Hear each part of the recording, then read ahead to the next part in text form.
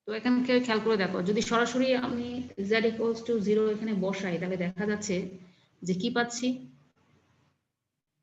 0/0 form পাচ্ছি, 0/0 form পাচ্ছি, ঠিক আছে।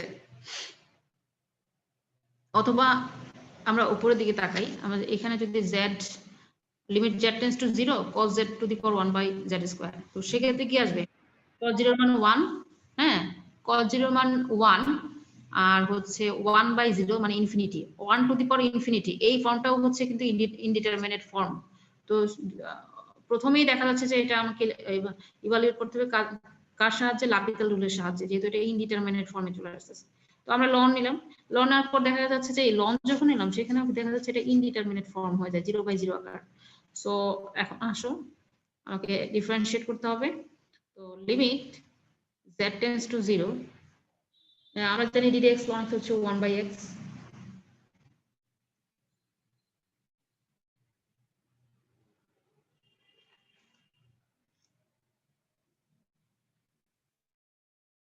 তো ddx cos এর জন্য আমরা কি পাবো, আমরা পাবো হচ্ছে ddx ln cos এর জন্য পাবো 1/cos। খেয়াল করে দেখেন দুইটা ফাংশন কিন্তু, এক cos আর একটা হচ্ছে ln cos। ddx cos z, ddx ln x হচ্ছে 1/x, তাহলে 1/cos z, 1/cos z, 1/cos z, বা ddx cos এর জন্য আমরা কি পাবো, মাইনাস sin z। সো আমার টোটালি আসতেছে মাইনাস এর sin z, আর নিচে আসতেছে হচ্ছে 2z। তো limit z tends to 0 minus sin z minus sin z upon আমার কি হবে 2z to cos z, 2z cos z। তো আমি এখান থেকে লিখতে পারি যে লিমিট z টেন্ডস টু 0 হচ্ছে sin z আপন z, sin z আপন z। ওকে, আবার আমরা লিখতে পারি, এটাকে আবার লিখতে পারি হচ্ছে ইন্টু 1 আপন 2 মাইনাসের 2 ইন্টু cos z। এখন যেহেতু limit z tends to 0, sin z/z এর মান হচ্ছে 1, হ্যাঁ, আর এখানে আমার আর ডিফারেন্সিয়েট করতে হবে না, এটার মান limit z tends to 0 sin z/z হচ্ছে 1, আর এখানে যদি আমরা 0 বসাই, cos 0 এর মান কত 1, তাহলে আমার ইন টোটালি রেজাল্ট যেটা আসছে সেটা হচ্ছে মাইনাসের হাফ আনসার। এইভাবে যখন কোনো লিমিট ক্যালকুলেট করতে গেলে 0/0 বা ইনফিনিটি ফর্মে আসবে, বা 1 টু দি পাওয়ার ইনফিনিটি এই ফর্মে চলে আসবে, তখন মানে যখন ফাংশনাল ভ্যালুটা ওই লিমিটের যে লেভেল দেওয়া থাকবে সেখানে ফাংশনাল ভ্যালু যখন এই পর্যায়ে চলে আসবে, সেক্ষেত্রে আমাদের কি করতে হবে, সরাসরি লাপিতাল রুলের হেল্প নিয়ে এই লিমিটগুলো ক্যালকুলেট করতে হবে।